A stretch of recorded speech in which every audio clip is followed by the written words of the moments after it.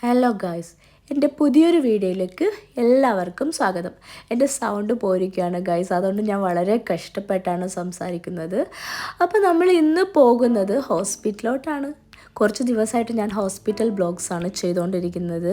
എല്ലാവർക്കും എപ്പോൾ നോക്കിയാലും അസുഖമാണ്. ഇങ്ങനെ പോയി കഴിഞ്ഞാൽ ഏതെങ്കിലും ഹോസ്പിറ്റലിൽ ഷെയർ അടിക്കേണ്ടി വരും.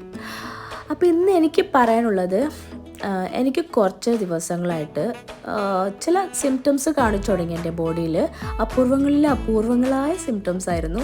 അങ്ങനെ ഞാനൊരു ഗൈനക്കോളജിസ്റ്റിനെ പോയി കണ്ടു. ഡോക്ടർ എനിക്കൊരു ബ്ലഡ് ടെസ്റ്റ് എഴുതി തന്നു. അത് ചെയ്തപ്പോൾ ഞാൻ ഷോക്കായിപ്പോയി. ഒരു ഹോർമോൺ, പ്രൊലാക്റ്റിൻ പറയുന്ന ഹോർമോൺ നല്ല ഹൈ ലെവലാണ്. അപ്പോൾ ഡോക്ടർ പറഞ്ഞു, ഇങ്ങനെ വരാൻ എന്തെങ്കിലും മെഡിസിൻസ് കഴിച്ചിട്ടുണ്ടോ, അല്ലെങ്കിൽ ഇങ്ങനെ കുറച്ച് ക്വസ്റ്റ്യൻസ് ഒക്കെ ചോദിച്ചു. അപ്പോഴാണ് ഞാൻ ഡോക്ടറെ അടുത്ത കാര്യം പറഞ്ഞത്. ഞാൻ കുറച്ച് ദിവസം മുമ്പ് ഡിപ്രഷനുള്ള മെഡിസിൻ കഴിക്കുന്നുണ്ടായിരുന്നു. അന്നേരം ഡോക്ടർ പറഞ്ഞു, ഈ ഡിപ്രഷൻ്റെ മെഡിസിൻ കഴിക്കുന്നത് കൊണ്ടും ഈ ഒരു ഹോർമോൺ ഹൈ ആവാം. ഒരു കാര്യം ചെയ്യ്, നിങ്ങൾ കാണിച്ച ആ ന്യൂറോളജിസ്റ്റിനെ പോയി കാണുമെന്ന് പറഞ്ഞു. അതുകൊണ്ട് നമ്മൾ ആ ഡോക്ടറെ കാണാൻ വേണ്ടിയിട്ടാണ് ഇന്ന് മാംഗ്ലൂർ പോകുന്നത്. എന്തു ചെയ്യാനാ, ഇന്ന് ഡോക്ടർ ഞങ്ങൾ എപ്പോഴും പോകുന്ന പഴയ ക്ലിനിക്കിലല്ല, അതിന് പകരം വേറൊരു ക്ലിനിക്കിലേക്കാണ്. ഇപ്പോൾ പോകുന്ന പുതിയ ക്ലിനിക്കും മാരഹില്ലോട്ടുള്ള വഴി ഞങ്ങൾക്ക് അറിഞ്ഞൂടാ. അപ്പോൾ ഞങ്ങൾ അവരെ കോൾ ചെയ്തിട്ടുണ്ടായിരുന്നു. അവർ ഞങ്ങൾക്ക് ലൊക്കേഷനൊക്കെ സെൻഡ് ചെയ്ത് തന്നു. അങ്ങനെ ഞങ്ങൾ ലൊക്കേഷൻ നോക്കിയിട്ട് പോവാണ്. ഇപ്പോൾ ഫസ്റ്റ് ടൈമാണ് ഈ ക്ലിനിക്കിലൊക്കെ ഞങ്ങൾ പോകുന്നത്. എന്തായാലും വെച്ചുകൊണ്ടിരുന്നിട്ട് കാര്യമില്ല. ഞാൻ വേറെ ഡോക്ടറെ കാണാമെന്ന് പറഞ്ഞാൽ ഇപ്പോൾ തന്നെ ഗൈനക്കോളജിസ്റ്റിനെ കണ്ടിട്ട് മാഡം പറഞ്ഞത് ഒന്നും കൂടി ഈ ഡോക്ടറെ കൺസൾട്ട് ചെയ്യുന്നതാണ്. എന്നിട്ട് മെഡിസിൻസ് കഴിച്ചുകൊണ്ടുള്ള ആ ഹോർമോൺ പ്രോബ്ലം ആണെങ്കിൽ സാർ എന്തെങ്കിലും മെഡിസിൻ മാറ്റി തരുമായിരിക്കുമെന്ന്. അപ്പോൾ ഒന്ന് കണ്ടു നോക്കാം. അതല്ലെങ്കിൽ ഒന്നും ചെയ്യാൻ പറ്റുന്നില്ല എന്നുണ്ടെങ്കിൽ മാഡം തന്നെ ട്രീറ്റ്മെൻറ്റ് തരാമെന്ന് പറഞ്ഞു. അതിന് മുമ്പ് പോയിട്ട് നമുക്കൊന്ന് ഡോക്ടറെ കണ്ടിട്ട് ഈ ഒരു എന്താ പറയുക റിപ്പോർട്ടും കാര്യങ്ങളൊക്കെ ഒന്ന് കാണിച്ചിട്ട് വരാം. ലാസ്റ്റ് ഞാൻ വെരി ഡിപ്രസ്ഡ് ആയിരുന്നു. എനിക്കൊരു സ്വഭാവമുണ്ട്, എന്ത് കിട്ടിയാലും ഗൂഗിൾ പോയി സെർച്ച് ചെയ്യുക. അങ്ങനെ ഗൂഗിളിൽ പ്രൊലാക്റ്റിൻ ലെവൽ ഹൈ എന്നൊക്കെ പറഞ്ഞ് സെർച്ച് ചെയ്തപ്പോൾ ഉണ്ട് ട്യൂമറും അതും ഇതൊക്കെ കാണിക്കുന്നത്. കണ്ടപ്പോൾ എനിക്ക് ഭയങ്കരമായിട്ട് ടെൻഷനായി. പിന്നെ അങ്ങനെ ഉറങ്ങാൻ പറ്റിയില്ല. എങ്ങനെയെങ്കിലും രാവിലെ ആയിട്ടൊന്ന് ഹോസ്പിറ്റലിൽ പോയാൽ മതിയെന്ന് തോന്നി. ഇതിപ്പോൾ മാംഗ്ലൂർ ബോർഡർ എത്തി. ഇത് കഴിഞ്ഞ ഈ സ്ഥലത്തിന് തലപ്പാടി എന്ന് പറയും. ഇത് കഴിഞ്ഞാൽ പിന്നെ മാംഗ്ലൂരാണ്. മാംഗ്ലൂർ കാസർഗോഡ് ബോർഡർ.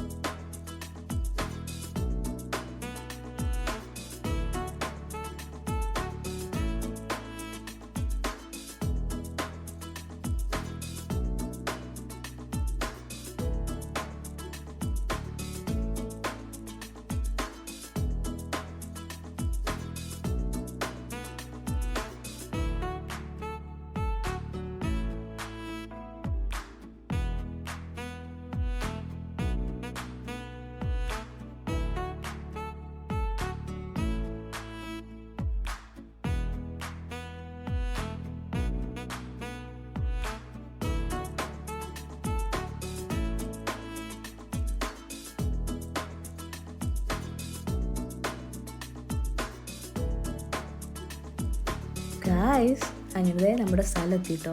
ഇതൊരു കൗൺസിലിംഗ് സെൻ്ററാണ്. ഇതിൻ്റെ അടുത്ത് എവിടെയോ ആണെന്ന് ഞങ്ങൾക്ക് മനസ്സിലായി. ഇങ്ങനെ ഞങ്ങൾ തപ്പിക്കൊണ്ടിരിക്കുക.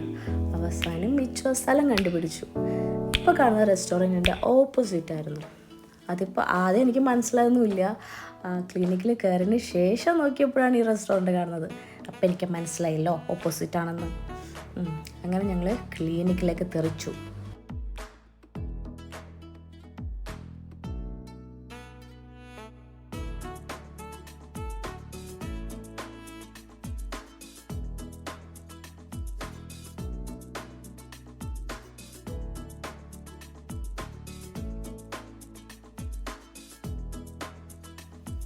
പിന്നെ ഞങ്ങൾ പോയിട്ട് ടോക്കണൊക്കെ എടുത്തു. അവിടെ വന്നതനുസരിച്ചാണ് ഇത്ര ടോക്കൺ തരുന്നത്. എനിക്ക് 36 ആയിരുന്നു.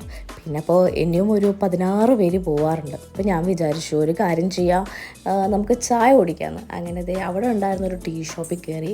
അങ്ങനെ ഞങ്ങൾ വരുമ്പോഴേട്ടും അവിടെ നിന്ന് അപ്പോൾ ചായ കുടിക്കാൻ തുടങ്ങിയായിരുന്നു. പിന്നെ ഞങ്ങൾ വന്നിട്ട് ചായ ഓർഡർ ചെയ്തു. പിന്നെ നല്ല പരിപ്പ് വടയും പഴംപൊരിയൊക്കെ ഉണ്ടായിരുന്നു. പിന്നെ നിങ്ങൾക്കറിയാലോ ഞാനതൊക്കെ കണ്ട വെറുതെ വിടില്ലെന്ന്. അങ്ങനെ ഓരോ പ്ലേറ്റ് ഓർഡർ ചെയ്തു. ഇടയ്ക്ക് ആപ്പ് പറഞ്ഞു കടി വേണമെന്ന്. അപ്പോൾ മിച്ചു കടി കൊടുക്കുന്നുണ്ടായിരുന്നു.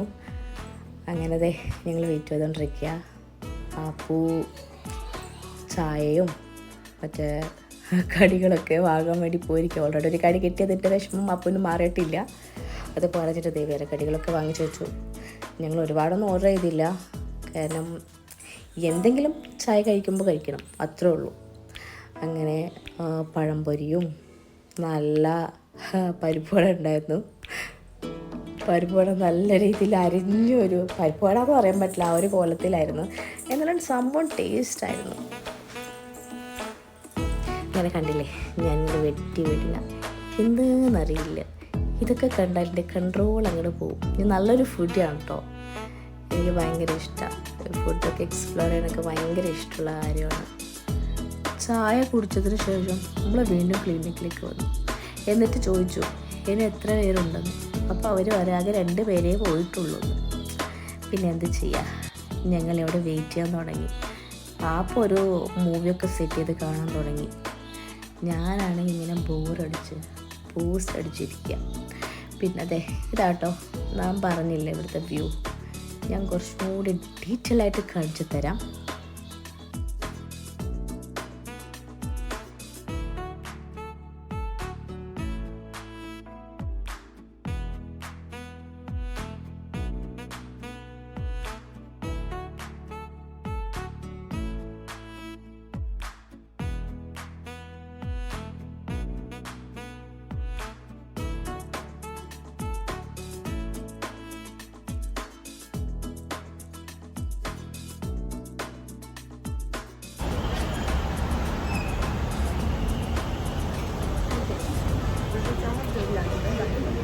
എവിടെയാണ് നമ്മളിന്ന് വന്നിരിക്കുന്നത്?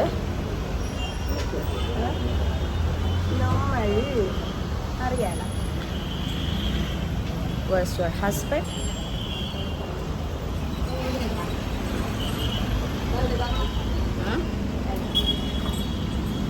പോയാ? ആ പോലെ വായി നോക്കാൻ പോയിട്ടുണ്ടോ?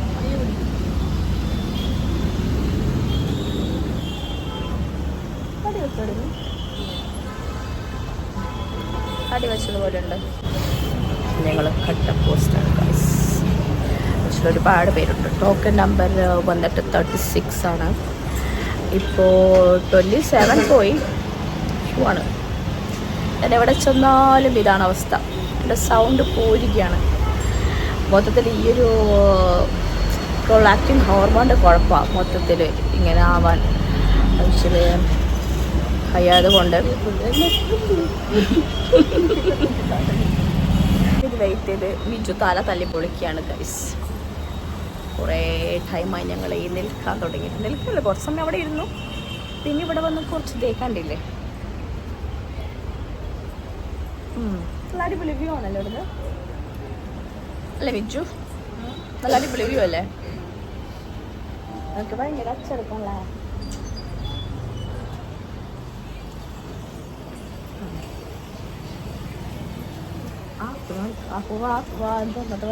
കാണുന്നില്ലേ?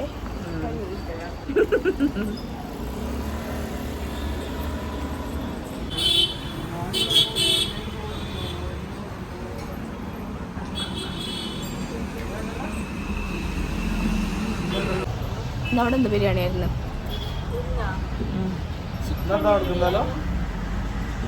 പൊറോട്ട, കൽത്തപ്പം.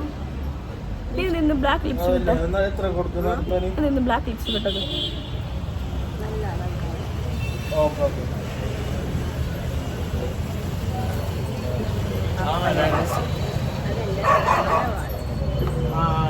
അതിന്റെ മണപാടെ.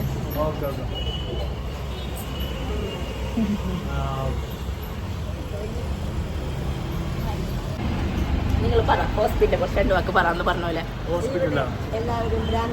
എല്ലാ ഭ്രാന്തന്മാരും ഈ ഹോസ്പിറ്റലിലുണ്ട്. രണ്ട് പേഷ്യന്റിനും കൂടി അഡ്മിറ്റ് ചെയ്യാൻ വേണ്ടി വന്നത്. ആപ്പുക്ക് കറക്റ്റ് പറഞ്ഞാൽ മൊബൈൽ അഡിക്ഷൻ കൊണ്ടാണ് ഞങ്ങൾ ഇവിടെ കൊണ്ടുവന്നിരിക്കുന്നത്. ആരും അതറിയത്തില്ല, ആപ്പ് പോലും അതറിയത്തില്ല. ഇപ്പോഴാണ് ആപ്പു സത്യം മനസ്സിലാക്കുന്നത് അല്ലേ? നല്ല സിഗരറ്റിന്റെ മണം. ഹോസ്പിറ്റല് ഒരെത്തിക്ക് മിച്ചുനെ വല്ലാണ്ട് അങ്ങോട്ട് ഇഷ്ടപ്പെട്ടു. അവരിടയ്ക്കിടയ്ക്ക് മിച്ചുനെ നോക്കി ചിരിക്കുന്നുണ്ടായിരുന്നു. അങ്ങനെ കുറേ വട്ടം മിച്ചു ഇങ്ങനെ ഇരുന്ന് ചിരിച്ചു. പിന്നെ അതിനുശേഷം അവരിടയ്ക്കിടയ്ക്ക് ഇങ്ങനെ നോക്കിയിരിക്കും, ചിരിക്കും. ഇത് കണ്ടപ്പോൾ എനിക്ക് വെട്ടത്തിലൊരു സീന ഓർമ്മ വന്നേ. നമ്മുടെ ദിലീപ് ട്രെയിനിൽ കയറിയിട്ട് മുമ്പിൽ ഒരാളിങ്ങനെ തലയാട്ടിക്കൊണ്ടിരിക്കില്ല, ഇങ്ങനെ നമസ്കാരം എന്നൊക്കെ പറഞ്ഞിട്ട് ആ ഒരു ഇതാണ് എനിക്ക് ഓർമ്മ വന്നത്. കാരണം ഒരു വട്ടം രണ്ടു വട്ടമൊക്കെ കുഴപ്പമില്ല, ഇവരിങ്ങനെ നോക്കി ചിരിച്ചുകൊണ്ടിരിക്കുന്നു, നിജം ഇങ്ങനെ തലയൊക്കെ വെട്ടി വീണ്ടും ചിരിക്കുന്നു. ഇത് തന്നെയായിരുന്നു കുറേ ടൈം.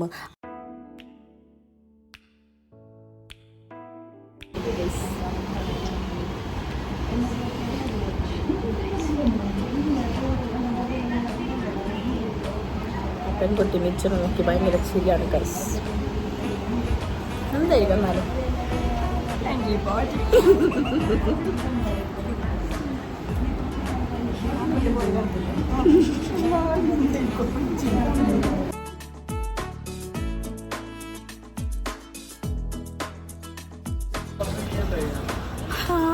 അങ്ങനെ ഒരുപാട് സമയത്തെ കാത്തിരിപ്പിനൊടുവിൽ ഞങ്ങൾ പോവുകയാണ് ഗൈസ്. മെഡിസിൻസൊക്കെ ചേഞ്ച് ചെയ്ത് തന്നിട്ടുണ്ട്, കഴിച്ചു നോക്കാം.